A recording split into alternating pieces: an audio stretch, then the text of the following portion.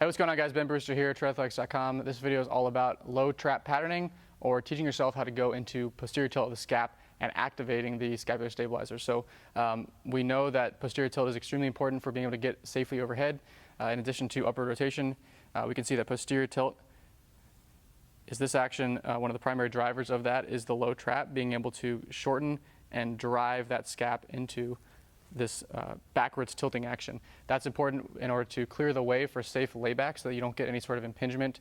You're not excessively stressing the bicep tendon, you're not putting stress on the labrum.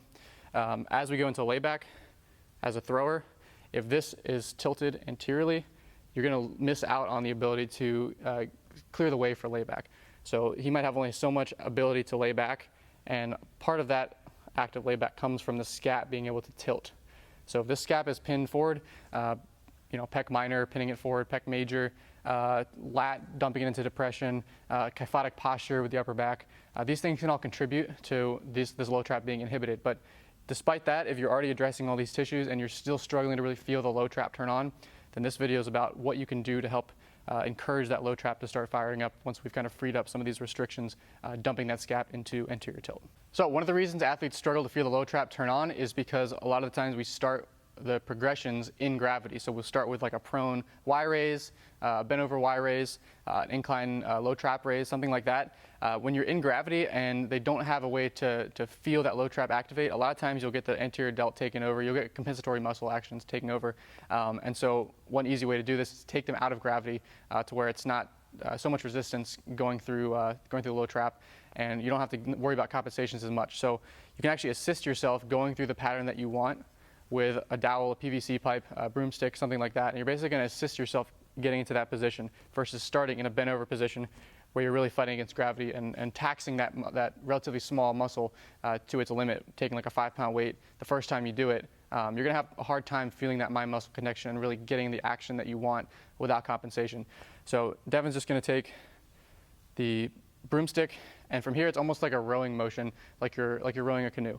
What he's going to do is he's using the left hand to drive this scap into posterior tilt, and as he's doing it, he's trying to actively shorten from here.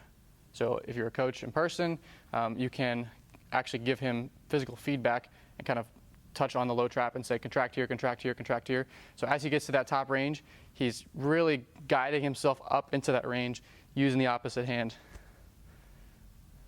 to help encourage that posterior tilt. And then from there, once he's in that position, he's trying to really shorten and turn on the low trap.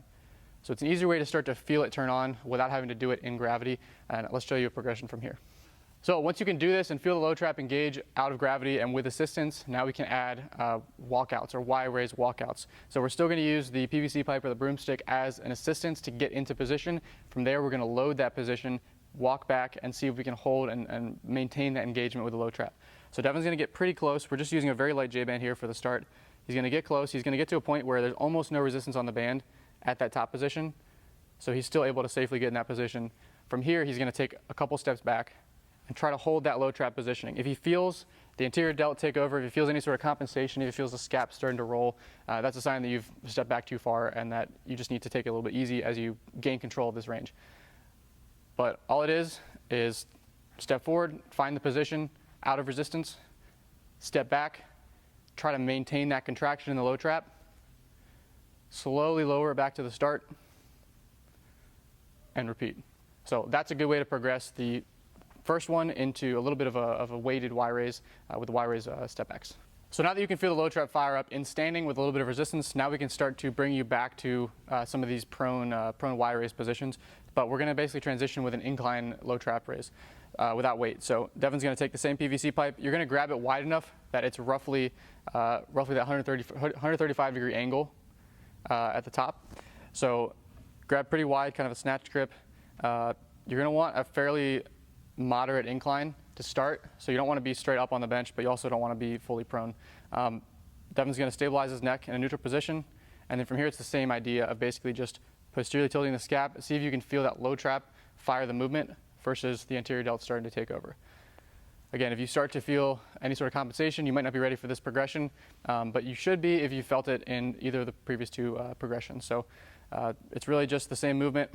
Posterior tilt, try to feel that low trap fire up. When you get to the top, pause, hold there for a breath, lower back down slowly. This is one that you can obviously begin to add weight as you get more comfortable with the movement. All right, so the last one's a little bit tricky. I would definitely give this one a try and see if you can feel your low traps turn on. This is one that, when coached properly, can be kind of the most extreme low trap contraction, cramping, shortening that you'll feel in any exercise that you've ever done. For me, this is certainly the case. I know Devin had a similar experience, but it is one that takes a little bit of getting used to. So I'm going to do my best to take you through this. So it's kind of like a lat stretch.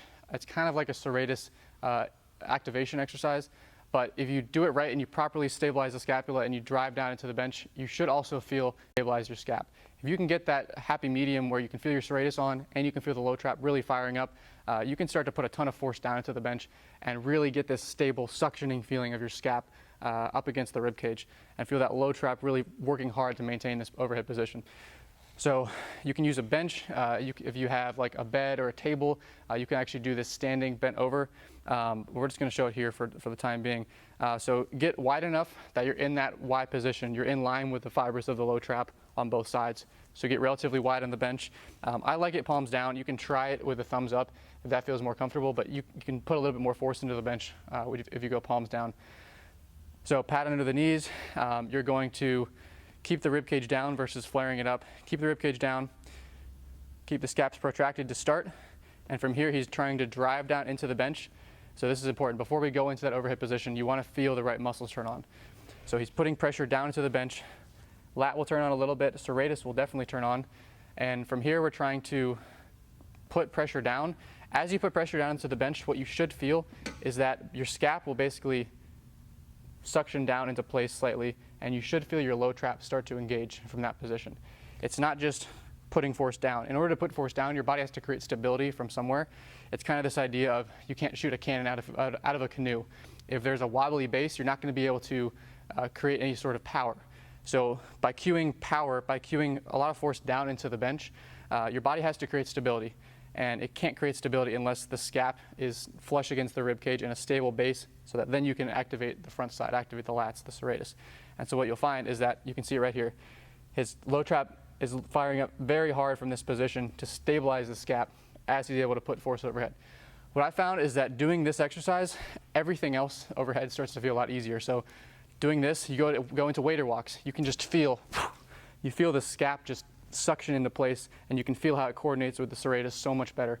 If you can get to this position where you're putting 40, 50, 60 pounds, maybe more overhead at your end range in full posterior tilt, and you feel stable and you feel safe and you feel the low trap turn on, you feel the serratus turn on, if you can get to this position and feel the right muscles engage, everything else starts to feel very, very easy, very, very second nature.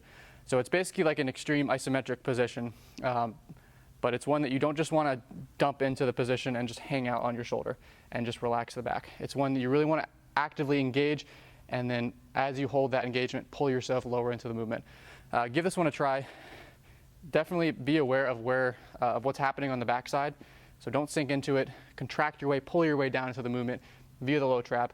And I think you're really going to feel this one more than any of the others once you've built up to it.